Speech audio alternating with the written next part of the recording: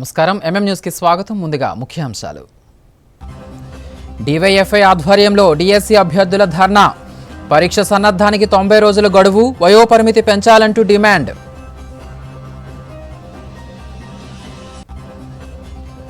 మహిళల ఆర్థిక బలోపేతమే లక్ష్యమన్న తోయిక జగదీశ్వరి.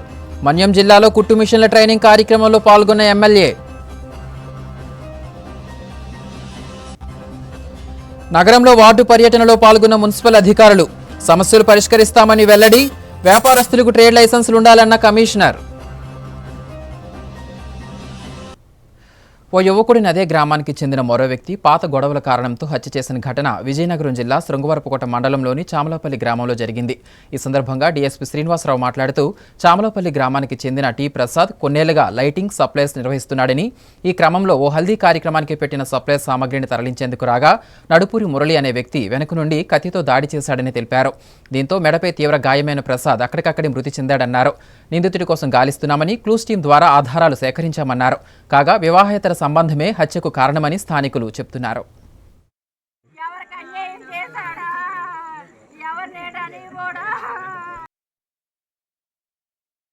కోట మండలం చామలాపల్లి గ్రామంలో ఈ తొట్టడి ప్రసాద్ అనే ఒక వ్యక్తి, అతను ఈ సప్లయర్స్ సామాన్లు వ్యాపారం చేసుకొని బతుకుతుంటాడు. ఈరోజు ఒక పెళ్లి తాలూకు కార్యక్రమం ఉందని పెళ్లి సామాన్లు దించడానికి వచ్చినప్పుడు అదే గ్రామానికి చెందిన నడుపూరు మురళి అనే వ్యక్తి సడన్గా ఎదురు పాకలో ఉన్న కత్తితో పరిగెట్టుకొని వచ్చి ఈ తొత్తర ప్రసాద్ని కత్తితో మెడ మీద 3 సార్లు నరకడం వల్ల అక్కడికక్కడే చనిపోయాడు. దీనికి కారణం ఏదో ఒక ఈ అక్రమ సంబంధం అని తెలుస్తుంది. ముద్దాయిని కూడా మేము త్వరలోనే పట్టుకుంటాం. దీని మీద ఈ తొత్తరి ప్రసాద్ గారి బ్రదరు బాలకృష్ణ గారు ఇచ్చిన రిపోర్ట్ మీద మన ఎస్కోట పోలీస్ స్టేషన్లో నారాయణమూర్తి సిఐ గారు ఎఫ్ఐఆర్ నమోదు చేశాం. క్లూస్ టీమ్ అది సీన్కి వస్తుంది. దర్యాప్తు వేగంగా చేసి ముద్దాయిని పట్టుకొని కోర్టులో ప్రొడ్యూస్ చేస్తాం. డిఎస్సి అభ్యర్థులకు పరీక్ష ప్రిపరేషన్కు 90 రోజుల గడువు ఇవ్వాలని, జిల్లాకు ఒక పేపర్ విధానం పెట్టాలని, వయోపరిమితి 47కు పెంచాలని డిమాండ్ చేస్తూ భారత ప్రజాతంత్ర యువజన సమైక్య ఆధ్వర్యంలో డిఎస్సి అభ్యర్థులు కోట జంక్షన్ వద్ద నిరసన కార్యక్రమం చేపట్టారు. ఈ సందర్భంగా డివైఎఫ్ఐ జిల్లా కన్వీనర్ సిహెచ్ హరీష్ మీడియాతో మాట్లాడుతూ రాష్ట్రంలో నిరుద్యోగులు పోరాట ఫలితంగా డిఎస్సి నోటిఫికేషన్ సాధించుకోవడం జరిగిందని, కానీ 7 సంవత్సరాల తర్వాత వెలువడినటువంటి నోటిఫికేషన్లో నిరుద్యోగులు సన్నద్ధం అవ్వడానికి పరీక్షకు కనీసం 90 రోజుల సమయం లేకపోవడంతో తీవ్ర ఆందోళనకు గురవుతున్నారన్నారు. అలాగే వయోపరిమితి 44 సంవత్సరాలు కేటాయించడంతో ఇప్పటికే డిఎస్సి నోటిఫికేషన్ కోసం ఎదురుచూస్తూ వయోపరిమితి దాటిపోయిందని, కావున 47 సంవత్సరాల వరకు అవకాశం కల్పించాలని కోరుతున్నామన్నారు. అంతేకాకుండా నార్మలైజేషన్ రద్దు చేసి జిల్లాకు ఒకే పేపర్ నిర్వహించాలన్నారు. అదేవిధంగా ఓపెన్ డిగ్రీలో పాస్ అయిన వారికి అవకాశం కల్పించాలన్నారు. రాష్ట్ర ప్రభుత్వం సాంకేతిక సమస్యలను త్వరగా పరిష్కరించి డిఎస్సి అభ్యర్థులకు న్యాయం చేయాలని డిమాండ్ చేశారు. ఈ కార్యక్రమంలో డివైఎఫ్ఐ సభ్యులు రాము, భాను, ఈశ్వరరావు, డిఎస్సి అభ్యర్థులు పాల్గొన్నారు. First of all Andhra Pradesh government AP mega DSC 16,347 పోస్టులతో రిలీజ్ చేసినందుకు ధన్యవాదాలు తెలుపుకుంటున్నాం నిరుద్యోగులందరి తరపున. ఈ రోజు గత ప్రభుత్వం ఇచ్చిన నోటిఫికేషన్ క్యాన్సిల్ చేస్తూ ఇచ్చిన మెగా డిఎస్సి పట్ల నిరుద్యోగులందరూ హర్షం వ్యక్తం చేసే స్థాయి నుంచి నిరాశ చెందే ఒక స్థాయికి రావడం జరిగింది. దానికి కారణం ఏంటంటే మేము సమన్యాయం, అవకాశం కోరుకుంటున్నాం, ఈక్వల్ ఆపర్చునిటీ. అదేంటి అంటే మీరు చెప్పిన విధంగానే 90 రోజులు టెట్కి 90 రోజులు డిఎస్సికి ఇస్తారని ఆశించాం. బట్ ఏదైతే 45 రోజుల టైంతోనో నోటిఫికేషన్ ఇచ్చారో దానివల్ల బాగా నిరాశకు గురయ్యాం. అలాగే ముందే చెప్పినట్టు మనకి పేపర్ స్టేట్మెంట్స్ ప్రకారం ఒకే జిల్లాకు ఒకే పరీక్ష ఇస్తామని చెప్పారు. అది కూడా ఇస్తారని ఆశించాం, బట్ అది జరగలేదు. 2018 డిఎస్సిలో కూడా ఈ నార్మలైజేషన్ విధానం వల్లనే చాలా మంది అభ్యర్థులు నష్టపోయాం. ముఖ్యంగా నాన్ లోకల్ రాష్ట్ర అభ్యర్థులు నష్టపోయాం. ప్రతిసారి ప్రతి డిఎస్సిలో నిర్లక్ష్యానికి గురవుతుంది ఉత్తరాంధ్ర అభ్యర్థులు. ఎవరు? శ్రీకాకుళం, విజయనగరం, విశాఖపట్నం. ఎందుకంటే మా జిల్లాల్లో ఆటోమేటిక్గా పోస్టులు తక్కువ ఉంటాయి. దానితో నాన్ లోకల్ రాసుకుందామన్న ఉద్దేశంతో మేము నాన్ లోకల్ రాస్తున్నాం. బట్ ఈ నార్మలైజేషన్ విధానం లేకపోవడం వల్ల లాస్ట్ టైం దెబ్బతిన్నాం. ఈసారి కూడా నార్మలైజేషన్ విధానం తీసుకొచ్చారు, మంచి విషయమే. కానీ ఈ రోజు ఇచ్చిన మెగా డిఎస్సి వలన ఉన్న 10 లక్షల మంది అభ్యర్థుల్లో దాదాపు 9,84,000 మంది అభ్యర్థులు ఎవరైతే ఉన్నారో వాళ్ళందరూ అసంతృప్తితోనే ఉన్నారు. అది ప్రత్యేక మెగా డిఎస్సి నిర్వహించి స్పెషల్ డిఎస్సి నోటిఫికేషన్ విడుదల చేస్తుందని కోరుకుంటున్నాం. విద్యాశాఖ మంత్రి అయిన young dynamic leader Nara Lokesh గారు ఈ విషయంలో మంచి నిర్ణయం తీసుకుని మా అందరికి న్యాయం చేస్తారని పదే వేడుకుంటున్నాం. ధన్యవాదాలు. ఏదైతే ఎన్డీఏ కూటమి వచ్చిన తర్వాత ఎన్నో సంవత్సరాల నుంచి ఎదురు చూస్తున్న డిఎస్సి కోసం ఏదైతే ప్రభుత్వం తీసుకున్న మొదటి సంతకం ప్రకారం 16,347 పోస్టులు తీసింది. అది ఎంతో చాలా గర్వంగా చెప్పుకోవచ్చు. కానీ అదే పోస్టులు తీసిన వెంటనే కానీ ఆ డిఎస్ఏలో అప్లికేషన్ పెట్టుకోవడానికి చాలా లోపాలు ఉన్నాయి. ఒకవైపు డిగ్రీ సర్టిఫికేట్స్ కావాలని, స్టడీస్ కావాలని చెప్పేసి చాలా ఇబ్బందులు పట్టారు. మళ్ళీ దాని తర్వాత వాటన్నింటిని కూడా తొలగించేసి ఎలాగైనా అప్లై చేసుకోవచ్చు అని చెప్పేసి ఈరోజు ఇచ్చారు. దాంతో పాటు ఈరోజు డిఎస్సి నోటిఫికేషన్ కోసం ఈరోజు తీరా చూస్తే ఒకవైపు చదవలేకపోతున్నారు, ఎంతో మంది ఇబ్బందులు ఈరోజు ఒత్తిడికి గురవుతున్నారు. కాబట్టి వెంటనే డిఎస్సి పరీక్షకి 90 రోజుల సమయం కేటాయించాలని చెప్పేసి కోరుకుంటున్నాం. అలాగే ఈరోజు తెలంగాణ మాదిరిగా ఏదైతే ఒకే జిల్లా పేపరు ఏదైతే ఉందో అందరికీ ఒకే విధంగా జిల్లాలో ఉన్న ప్రతి ఒక్క పేపర్ కి కండక్ట్ చేసేసి అందరికీ న్యాయం చేస్తారని చెప్పేసి ఈ సందర్భంగా కోరుతున్నా. లేని పక్షాన ఏదైతే నారా లోకేష్ గారికి, ఏదైతే ఎన్డీఏ కూటమి సీఎం గారికి తక్షణమే నిరుద్యోగులందరికీ కూడా బుద్ధి చెప్తామని చెప్పేసి ఈ సందర్భంగా తెలియజేస్తున్నాం. వంగర మండల వైఎస్ఆర్సీపీ కన్వీనర్ కరణం సుదర్శన్ రావుపై హత్యాయత్నం ఘటనకు సంబంధించి లోతైన విచారణ జరిపి నిందితులను కఠినంగా శిక్షించాలని విజయనగరం జిల్లా వైఎస్ఆర్సీపీ అధ్యక్షుడు, ఉమ్మడి జిల్లా జడ్పీ చైర్మన్ మజ్జి శ్రీనివాసరావు కోరారు. ఈ మేరకు పార్వతీపురం మన్యం జిల్లా పోలీస్ సూపరింటెండెంట్ ఎస్పీ మాధవరెడ్డిని ఆయన కలిశారు. సుదర్శన్ రావుపై హత్యాయత్నం కేసులో దర్యాప్తు నిర్వహించి బాధ్యులను శిక్షించాలని వినతి పత్రాన్ని అందజేశారు. దాడికి తెర వెనుక ఉన్నవారిని గుర్తించి శిక్షించాలన్నారు. అనంతరం మీడియాతో మాట్లాడుతూ ఈ ప్రాంతంలో ఇటువంటి ఘటనలు గతంలో ఎప్పుడూ జరగలేదన్నారు. ప్రజాస్వామ్యంలో ఇలాంటి సంఘటనలు పునరావృతం కాకుండా పోలీస్ శాఖ చర్యలు తీసుకోవాలని కోరారు. భవిష్యత్తులో వైఎస్ఆర్సీపీ కార్యకర్తలు, నాయకులు గ్రామాల్లో నిరభ్యంతరంగా ప్రజల పక్షాన నిలిచేందుకు, ప్రజాస్వామ్యాన్ని పరిరక్షించేందుకు ప్రజాస్వామ్యబద్ధంగా ప్రభుత్వం నడవాలనే ఉద్దేశంతోనే ఈ ఘటనకు సంబంధించి లోతైన విచారణ జరపాలని ఎస్పీకి వినతిపత్రం ఇచ్చినట్లు తెలిపారు. నిందితులు ఎవరైనా చట్టపరమైన చర్యలు తీసుకుంటామని ఎస్పీ హామీ ఇచ్చినట్లు తెలిపారు. ఈ కార్యక్రమంలో వైసీపీ నాయకులు కరణం సుదర్శన్ రావు, అచ్చెన్నాయుడు, జగన్మోహన్ రావు, పార్వతీపురం పట్టణ అధ్యక్షుడు కొండపల్లి బాలకృష్ణ తదితరులు పాల్గొన్నారు. ఈ మధ్య వంగర వైఎస్ఆర్ కాంగ్రెస్ పార్టీ అధ్యక్షులు కరణం సుదర్శన్ రావు గారి మీద జరిగిన దాడిని మేమందరం తీవ్రంగా ఖండించడం జరిగింది. అటు పిమ్మట ఎఫ్ఐఆర్ కూడా నమోదు చేయడం జరిగింది. దీనిపై త్వరగతిన ఇంకా ఇన్వెస్టిగేషన్ లోతుగా జరిపి దోషులకు శిక్ష పడాలనే ఉద్దేశంతో ఇక్కడకు ఎస్పీ గారి ఆఫీస్కి వచ్చి మేమందరం కూడాను వినతిపత్రం సమర్పించడం జరిగింది. దోషులు ఎవరైనా సరే వారిని కఠినంగా శిక్షించి ప్రజాస్వామ్యాన్ని పరిరక్షించాల్సిందిగా ఈ సందర్భంగా కోరడం జరిగింది. ఈ మధ్యనే మీ అందరికీ తెలుసు, వంగర జడ్పీటీసీ ప్రతినిధి, వంగర మండల పార్టీ వైఎస్ఆర్ పార్టీ కన్వీనర్ అయినటువంటి కరణం సుదర్శన్ రావు గారి మీద దాడిని మేమందరం కూడా ఓ పక్కన ఖండిస్తూనే మరి పోలీసులు పెద్ద విచారణ జరిపి త్వరితగతిన దోషులను పట్టుకోవాలి, లోతైన విచారణ జరపాలి. దీని వెనకున్న ఎవరైతే ఇంకా దీని వెనకున్న వ్యక్తులు ఎవరున్నారు విషయాన్ని కూడా లోతైన జరపాలని చెప్పి మరి ఇవాళ రాజాం కన్వీనర్ అయినటువంటి మా ఇన్ఛార్జ్ అయినటువంటి రాజేష్ గారు, మరి నేను, మరి వైఎస్ఆర్ పార్టీ నాయకులు, రాజాం నియోజకవర్గం సంబంధించిన పెద్దలు అందరం కూడా ఈరోజు వచ్చి మరి ఎస్పీ గారిని స్వయంగా కలిసి వారికి జరిగిన ఇన్సిడెంట్ తాలూకా విషయాన్ని అంతా కూడా వారికి తెలియజేసి మరి వారికి కూడా చెప్పి ఎట్టి పరిస్థితుల్లో కూడా ఈ దోషుల్ని పట్టుకోవడమే కాదు, దోషుల్ని శిక్షించడమే కాదు, మరి ఎట్టి పరిస్థితుల్లో కూడా మరి కేసులు గట్టిగా మరి ఏ రకంగా అయితే మరి దాని వెనక ఎవరున్నారో లోతైన విచారణ జరపాలని చెప్పి మరి వారికి కోరడం జరిగింది. మరి ఎస్పీ గారు కూడా చాలా సానుకూలంగా స్పందించారు. ఎస్పీ గారు కూడా చెప్పారు, చాలా ఖచ్చితంగా ఎటువంటి పరిస్థితుల్లో కూడా ఈ దాడిని మేము ఎటువంటి పరిస్థితులు ఉపేక్షించేది లేదు, ఎలాంటి వారినైనా కూడా మరి అన్ని రకాలైన లోతైన విచారణ జరుపుతున్నాం.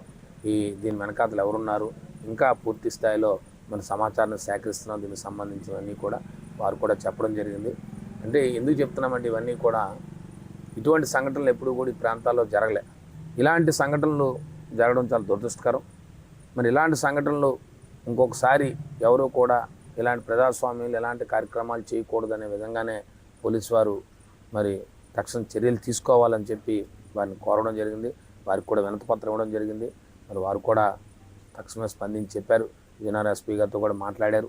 మరి తప్పకుండా మరి ఎటువంటి పరిస్థితుల్లో కూడా లోతైన విచారణ జరిపి వారిని శిక్షిస్తామని చెప్పారు. కాబట్టే మరి ఎందుకంటే మరి రేపు పొద్దున్న వైఎస్ఆర్ పార్టీ నాయకులు, కార్యకర్తలు అందరూ కూడా మరి గ్రామాల్లో మరి నిరభ్యంతరంగా తిరగాలి, ప్రజాస్వామ్యం పరిరక్షించాలి, లేదు ప్రజాస్వామ్యబద్ధంగా మరి ప్రభుత్వం నడవాలి అనే ఒక ఆలోచనతోనే ఇవాళ మరి ఎస్పీ గారిని కలవడం జరిగింది. మరి తప్పకుండా వారు కూడా లోతైన విచారణ జరిపి తప్పకుండా దోషుల పట్ల కఠినంగా ఉంటామని చెప్పి చెప్పడం జరిగిందని చెప్పి మీ ద్వారా తెలియజేస్తాం.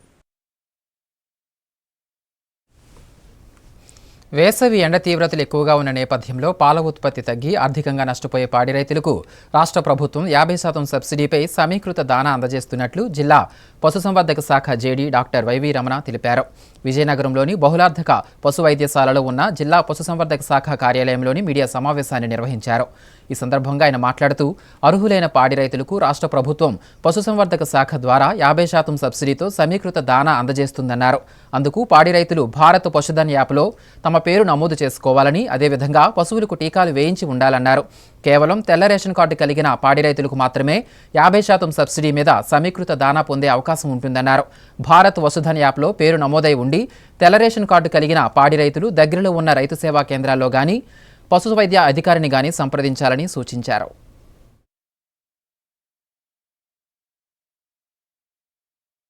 వేసవి కాలం చాలా ఎండలు ఎక్కువగా ఉండడం వలన పాల ఉత్పత్తి తగ్గి రైతులు ఆర్థికంగా నష్టపోయే పరిస్థితి ఏర్పడిన ఈ సందర్భంగా ఆంధ్రప్రదేశ్ ప్రభుత్వము పశుసంవర్ధక శాఖ వారి ఆధ్వర్యంలో 1,100 రూపాయలు ఖరీదు చేసే దానాను 550 రూపాయలకి అంటే 50% సబ్సిడీ మీద రైతులకి అంటే తెల్ల కార్డు ఉన్న రైతు సోదరులందరికీ ఈ పథకాన్ని వర్తింపచేయాలని ఆదేశాలు ఇవ్వడం జరిగింది.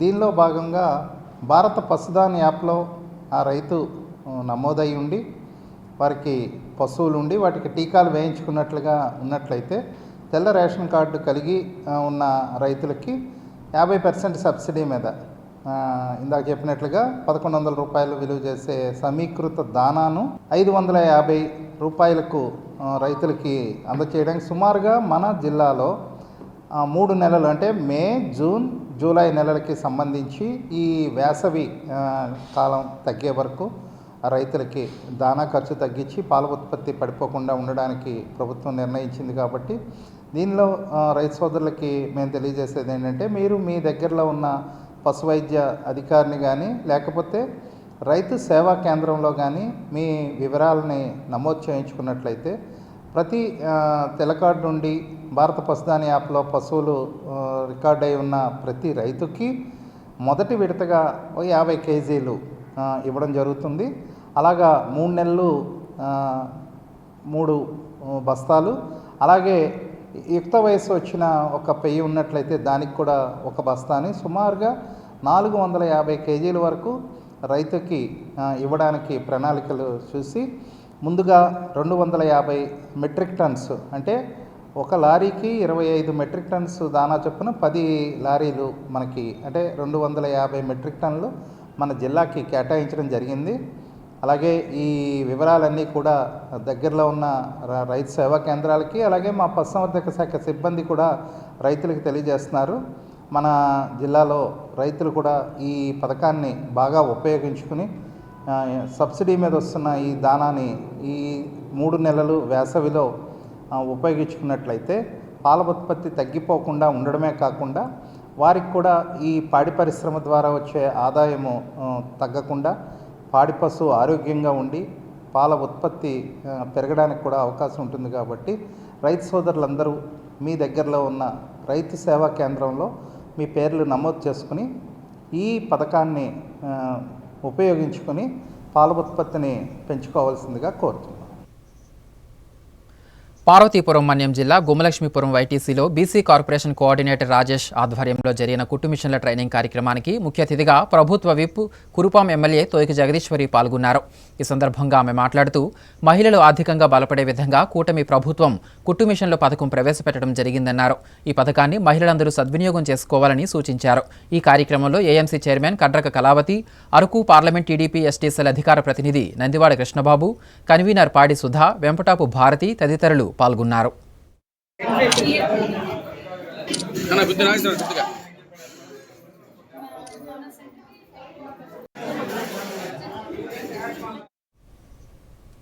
కాసేపు విరామం.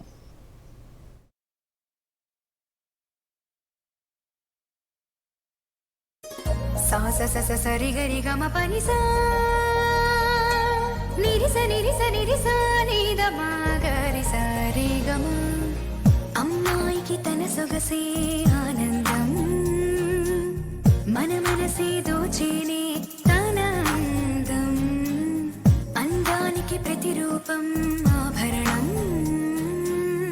ఆభరణం అసలు రూపం గోవిందాచారి,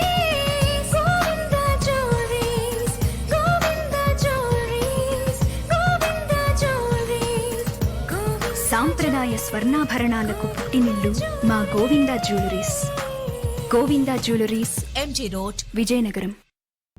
అందమంటేనే ఆడవాళ్ళు, మరి మన ఆడవాళ్ళకి మరింత అందం చేకూర్చేది బంగారం. బంగారం కొనడం సులభమే, కానీ నాణ్యమైన బంగారం కొనడం అంత ఈజీ కాదు.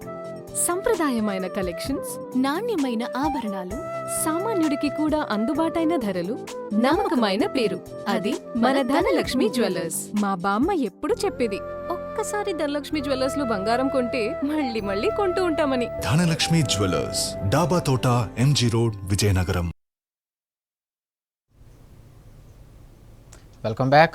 విజయనగరం పట్టణంలోని సంతపేటలో వేంచేసి ఉన్న శ్రీ వాసవి కనికా పరమేశ్వరి జయంత్యుత్సవాలు వైభవంగా జరిగాయి. అమ్మవారు బంగారు చీర, వజ్ర కిరీటం అలంకరణలో భక్తులకు దర్శనమిచ్చారు.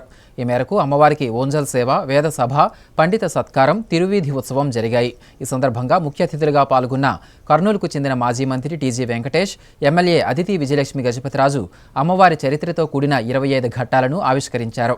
ఈ కార్యక్రమంలో మాజీ డిప్యూటీ స్పీకర్ కోలగట్ల వీరభద్రస్వామి, ఆలయ చైర్మన్ నారాయణం శ్రీనివాస్, ఆలయ ప్రతినిధులు, భక్తులు పాల్గొన్నారు.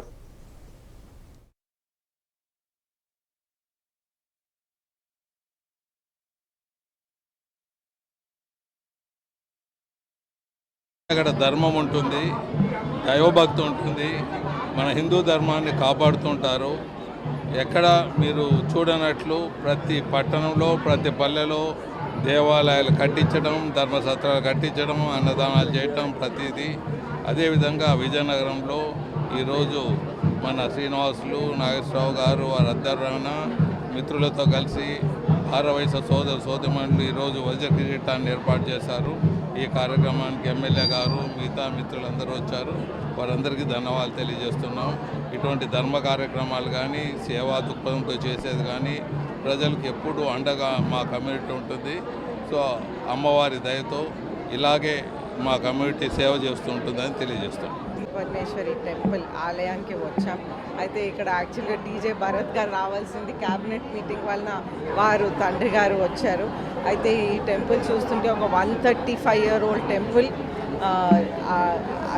ఈ ల్యాండ్ కూడా తాతగారు ఇచ్చారని వాళ్ళు పెద్దలు చెప్తా ఉన్నారు. అయితే మనం చూస్తుంటే ఇక్కడ మొత్తం చరిత్ర అంతా కూడా గోడల మీద పిల్లలకి కూడా అర్థమయ్యేలా ఒక చిత్ర రూపంలో వారు డిపిక్ట్ చేసి ఉన్నారు.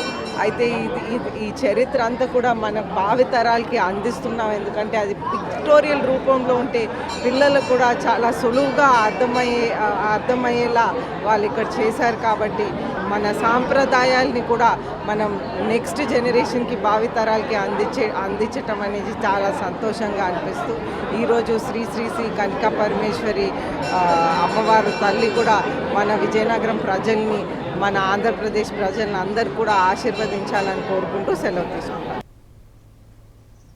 కూటమి ప్రభుత్వం రైతాంగం మేలుకోరే ప్రభుత్వమని విజయనగరం పార్లమెంటు పార్టీ అధ్యక్షులు డీసీసీబీ చైర్మన్ కిమిడి నాగార్జున అన్నారు. విజయనగరం జిల్లా కేంద్రంలోని పార్టీ కార్యాలయం అశోక్ బంగ్లాలో మీడియా సమావేశాన్ని నిర్వహించారు. ఈ సందర్భంగా ఆయన మాట్లాడుతూ, గత నెల పహల్గాం ఉగ్రదాడులకు ప్రతిచర్యగా నేడు కేంద్ర ప్రభుత్వం తీసుకునే నిర్ణయాన్ని హర్షిస్తున్నామని తెలిపారు. ఉగ్రవాద భూతాన్ని తరిమికొట్టడానికి తెలుగుదేశం పార్టీ కేంద్ర ప్రభుత్వానికి పూర్తి మద్దతు తెలియజేస్తుందన్నారు.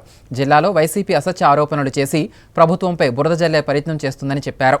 గత ప్రభుత్వంలో రైతుల వద్ద పంట కొని 3 నెలలైనా రైతుల ఖాతాలలో డబ్బులు వేయని పరిస్థితులు ఉండేవని, నేడు కూటమి ప్రభుత్వంలో పంట కొన్న 48 గంటల్లోపే డబ్బులు వారి ఖాతాల్లో జమ చేయడం జరిగిందన్నారు. భవిష్యత్తులో కూడా రైతులకు మేలు చేసే విధంగానే కూటమి ప్రభుత్వ అడుగులు పడతాయని స్పష్టం చేశారు. ఈ సమావేశంలో టీడీపీ నాయకులు, కార్యకర్తలు పాల్గొన్నారు. పెహల్గాంలో జరిగిన ఉగ్రవాది దాడులు ఏవైతే ఉన్నాయో ఆ దాడులన్నిటికీ కూడా ప్రతిచర్యలు ఉంటాయి అని మన కేంద్ర ప్రభుత్వం నరేంద్ర మోడీ గారు చూపించారు. ఈ ఉగ్రవాదులు ఎవరైతే ఉన్నారో వాళ్ళందరికీ కూడా ఒక గుణపాఠం నేర్పించారు. భారతదేశం యొక్క సిద్ధాంతం ఏంటి అంటే ఏ మతానికో లేదంటే ఏ దేశానికో వ్యతిరేకం కాదు. అదే రకంగా పాకిస్తాన్ మిలిటరీకి కూడా వ్యతిరేకం కాదు. ఏవైతే ఈ ఉగ్రవాద స్థావరాలు ఉన్నాయో వాటన్నిటినీ కూడా ఒక స్ట్రాటజీతో కొట్టడం అనేది జరిగింది. ఇంతకంటే ఏముంది, భారతదేశం ఎప్పుడు కూడా ఆలోచించే అడుగు ముందుకేస్తుందనడంలో ఇంతకన్నా చెప్పడానికి ఏమీ లేదు. మన మిలిటరీ కానివ్వండి, కేంద్ర ప్రభుత్వం కానివ్వండి, వాళ్ళు తీసుకునే చర్యలు ఏవైతే ఉన్నాయో వాటన్నిటికీ కూడా దేశం అంతటా కూడా మద్దతు తెలుపుతూ ఉన్నారు.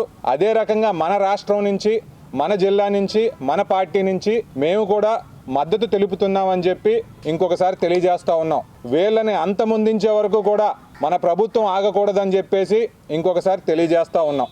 అలాగే మొన్నటి రోజున జిల్లా పరిషత్ చైర్పర్సన్ గారు మధ్య శ్రీనివాసరావు గారు చీపురుపల్లిలో కొన్ని పంటల్లోకి వెళ్ళి అక్కడ గాలికి పాడైపోయిన పంటల్ని చూసి కొన్ని విషయాలు మాట్లాడడం అనేది జరిగింది. మరి ఆ విషయాలు చూసిన తర్వాత మాకు కొంచెం ఆశ్చర్యం వేసింది. ఎందుకంటే 10 నెలలకు ముందు వాళ్ళే అధికారంలో ఉన్నారు. వాళ్ళ అధికారంలో ఉన్నప్పుడు చెయ్యని పనుల్ని కూడా ఇప్పుడు ప్రశ్నిస్తూ ఉంటే మాకు ఆశ్చర్యంగానే ఉంది. వీటిలో మొదటిది ఏంటంటే రబీ సీజన్కి సంబంధించి ఇంకా ధాన్యం కొనుగోలు జరగలేదని చెప్పి మాట్లాడుతూ ఉన్నారు. అయ్యా, మరి నేను ప్రశ్నిస్తున్నాను, గత 4-5 సంవత్సరాల్లో రబీ సీజన్లో ఎప్పుడైనా ప్రొక్యూర్మెంట్ జరిగిందా?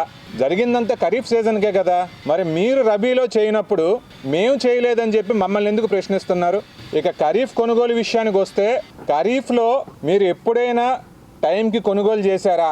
కొనుగోలు చేసిన తర్వాత బొత్స సత్యనారాయణ గారు ప్రతిసారి కూడా ప్రెస్ మీట్ పెట్టి 14 రోజుల్లో బకాయిలన్నీ కూడా ఇస్తామని చెప్పేవారు. కానీ 2 నెలలైనా 3 నెలలైనా సంక్రాంతి దాటిపోయినా ఇచ్చిన పరిస్థితి లేదు అని చెప్పి మీకు గుర్తు చేస్తూ ఉన్నాను. కానీ మేము అధికారంలోకి వచ్చిన తర్వాత గత ఖరీఫ్లో కొనుగోలు చేశామంటే 2 రోజుల్లో 48 గంటల్లోపే ఏవైతే డబ్బులు రైతులకు పడాలో మేము ఇచ్చిన మాట వాస్తవం కాదా అని చెప్పి అడుగుతా ఉన్నాను. అదే రకంగా మీరు చేసిన కొనుగోలుకు కూడా రైతులకి డబ్బులు ఇవ్వకుండా మీరు బకాయిలు పెట్టేస్తే మేము వచ్చిన తర్వాత ఆ బకాయిలన్నీ కూడా ఇచ్చిన మాట వాస్తవం కాదా?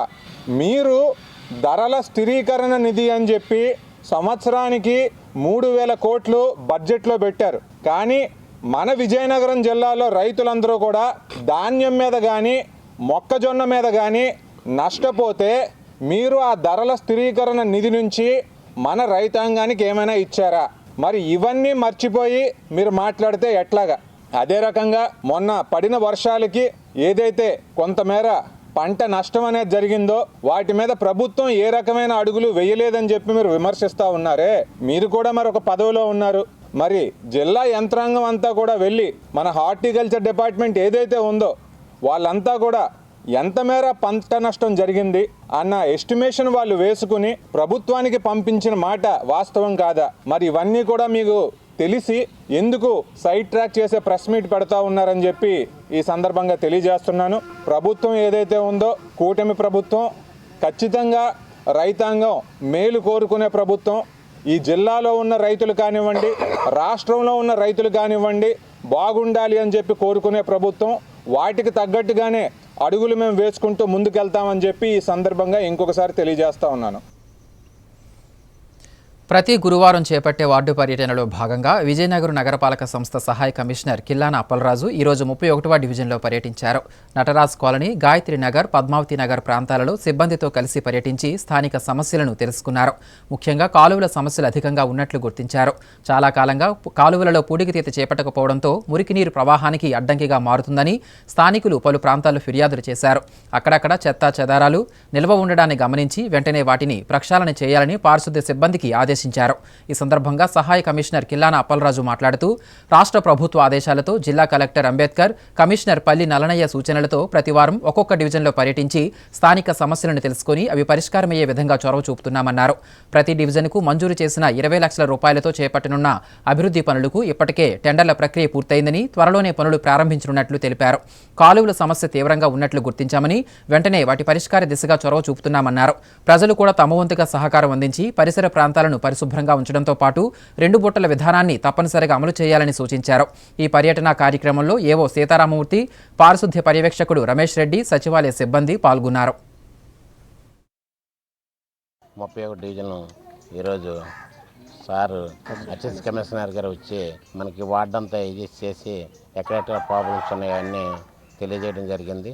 అలాగే సార్తో పాటు మేము కూడా ఉండి కాలువలు, డ్రైనేజీలు, మొత్తం రోడ్లు క్లీనింగ్లు కానీ, అలాగే ఇప్పుడు 20 లక్షల వర్క్ మనకి ప్రతి వాటికి ఇచ్చిన ఆ వర్క్లో కూడాను కొలాయి పైపులు కానీ, ఈ గాయత్రి నగర్ కానీ, వెంకటేశ్వర కాలనీ, పద్మావతి నగర్, అలాగే వినాయక నగర్ ఇవన్నీ కలిపి తిరగడం 5 కాలనీలు తిరగడం జరిగింది. అలాగా మన ట్రాఫిక్ పోలీస్ స్టేషన్ దగ్గర మన ఈ వాకింగ్ ట్రాక్ చేసాము. అది చుట్టూ రైనేజ్ ఉంది. ఆ రైనేజ్ కూడా సార్కి చూపించడం జరిగింది. అవన్నీ కూడా ఈసారి సార్ ఏమో చూసి అన్నీ చేస్తామని చెప్పేసి చెప్పడం జరిగింది. ఇక్కడ 11 లక్షలు పెట్టి మనకి కొలాయిలు ధరంపూర్ ట్యాంక్ నుంచి గాయత్రినగరం పైనుంచి వచ్చి కనెక్టింగ్ చేస్తున్నాం. సార్కి చూపించేసి ఈ వర్క్లన్నీ కొంత కంప్లైంట్ ఉన్న కూడా ఈ శానిటైజర్ కానీ అలాగా ఇవన్నీ రోడ్లు కాలువలు కానీ ఈ నెక్స్ట్ కూడా ఎక్కడెక్కడ చిన్న చిన్న ప్రాబ్లమ్స్ కాలువ డ్రైనేజీలు ఇవ్వాల్సినవి ఉన్నాయి. అవి కూడా సార్కి చెప్పాము. కంపల్సరీగా అవన్నీ చేస్తానని చెప్పేసి సార్ గారు చూసి అందరికీ చెప్పడం జరిగింది. రాష్ట్ర ప్రభుత్వ ఆదేశాల ప్రకారం గౌరవ జిల్లా కలెక్టర్ గారు, గౌరవ నగరపాలక సంస్థ కమిషనర్ గారు శ్రీ పల్లి నల్లనాయ్ గారి సూచనలతో వార్డు సందర్శనలో భాగంగా ఈరోజు మనం ఈ 31వ డివిజన్లో 37, 38 సచివాలయాల పరిధిలో గల ఈ పద్మావతి నగర్, వెంకటేశ్వర కాలనీ, గాయత్రి నగర్ ఈ ఏరియాలన్నింటినీ కూడా మనం విజిట్ చేయడం జరిగింది. సంబంధిత సెక్షన్ విభాగపు సిబ్బందితో సహాను గౌరవ కార్పొరేటర్ గారు శ్రీ ఎన్ని లక్ష్మణరావు గారితో వార్డు పర్యటన సందర్భంగా వారు తీసుకొచ్చిన సమస్యలన్నింటినీ గుర్తించడం జరిగింది. ముఖ్యంగా ఏవైతే మనం ఈ 20 lakhsతో అభివృద్ధి పనులు చేస్తున్నామో వాటన్నింటికి కూడా టెండర్ ప్రక్రియ పూర్తయ్యి వర్క్స్ అన్నీ కూడా త్వరలో ప్రారంభమవుతాయి. మిగతావి కూడా మనం ఏవైతే ప్రపోజల్ కొత్తగా అనుకున్నాం వాటిని కూడా మనం నోట్ చేయడం జరిగింది. ముఖ్యంగా ఈ ఈ డివిజన్కి సంబంధించి చిన్న చిన్న కాలువలు ఉండడం వల్ల డ్రైనేజ్ క్లియర్ చేస్తే చాలా మట్టుకు సమస్యలు క్లియర్ అవుతాయి. అదేవిధంగా సంబంధిత సిబ్బంది అంతా కూడా ఆదేశాలు ఇవ్వడం జరిగింది. డ్రైన్స్ క్లీన్ చేయడం, తర్వాత ఇక్కడ మన వాకింగ్ ట్రాక్ ఉంది, అక్కడ కూడా వర్క్ చేపట్టినట్టయితే తక్కువ ఖర్చుతో అది కూడా పూర్తిగా మనకి వినియోగంలోకి వస్తుంది. అదేవిధంగా లైటింగ్, వాటర్ సప్లై సంబంధించిన వర్క్స్ కూడా మనం గుర్తించడం జరిగింది. వీటన్నింటినీ కూడా మనం ప్రాతిపదికగా ఇంపార్టెన్స్ వారీగా ముందు అన్నింటినీ కూడా క్లియర్ చేసుకుంటూ ఈ వార్డు అభివృద్ధికి మన నగరపాలక సంస్థ తరపున మేము చేయవలసిన కార్యక్రమాన్ని కూడా చేస్తామని చెప్పేసి ఈ విధంగా తెలియజేసుకుంటున్నాం. నగరపాలక సంస్థ పరిధిలో నిర్వహిస్తున్న వ్యాపార సంస్థలన్నిటికీ ఈ నెలాఖరులోగా ట్రేడ్ లైసెన్సులు కలిగి ఉండాలని నగరపాలక సంస్థ కమిషనర్ పల్లి నల్లనయ్య వ్యాపారస్తులకు ఆదేశించారు. ఈ మేరకు గురువారం విజయనగరం నగరపాలక సంస్థ కార్యాలయంలో మీడియా సమావేశాన్ని నిర్వహించారు. ఈ సందర్భంగా ఆయన మాట్లాడుతూ వ్యాపార సంస్థలన్నీ విధిగా D&O ట్రేడ్ లైసెన్సులు కలిగి ఉండాలన్నారు. రెస్టారెంట్లు, నర్సింగ్ హోంలు, వస్త్ర దుకాణాలు, ప్రైవేట్ స్కూల్స్, కళాశాలలు, సినిమా థియేటర్లు, కళ్యాణ మండపాలు వంటి అన్ని వ్యాపార సంస్థలకు D&O ట్రేడ్ లైసెన్సులు కలిగి ఉండేలా చైతన్యం చేసి లైసెన్సులు విధించేలా చర్యలు చేపట్టామన్నారు. ఇప్పటికే ట్రేడ్ లైసెన్సులు కలిగి ఉన్నవారు ఫీజులు చెల్లించి రెన్యువల్ చేయించుకోవాలని సూచించారు.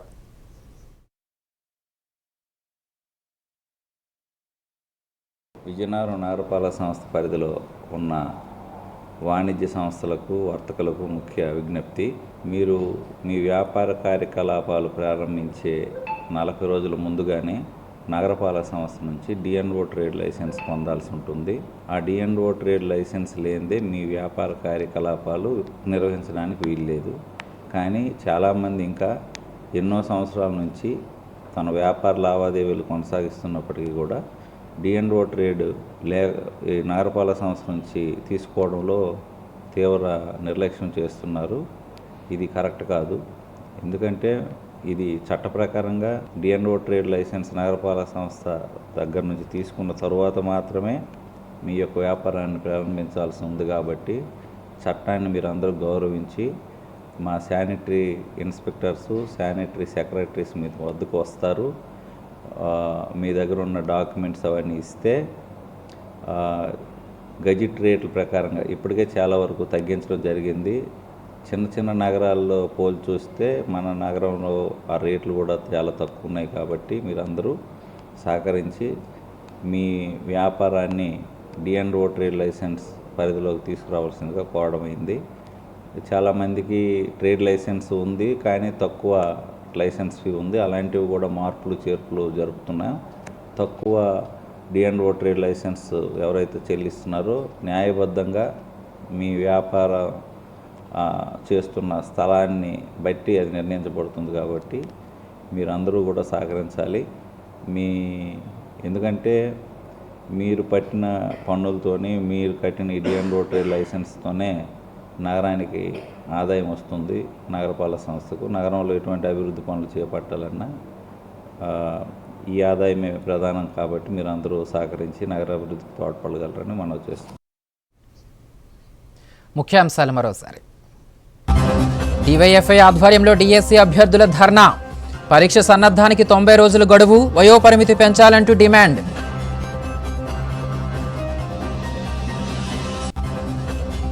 మహిళల ఆర్థిక బలోపేతమే లక్ష్యమన్న తోయక జగదీశ్వరి. మన్యం జిల్లాలో కుట్టు మిషన్ల ట్రైనింగ్ కార్యక్రమంలో పాల్గొన్న ఎమ్మెల్యే. నగరంలో వార్డు పర్యటనలో పాల్గొన్న మున్సిపల్ అధికారులు. సమస్యలు పరిష్కరిస్తామని వెల్లడి.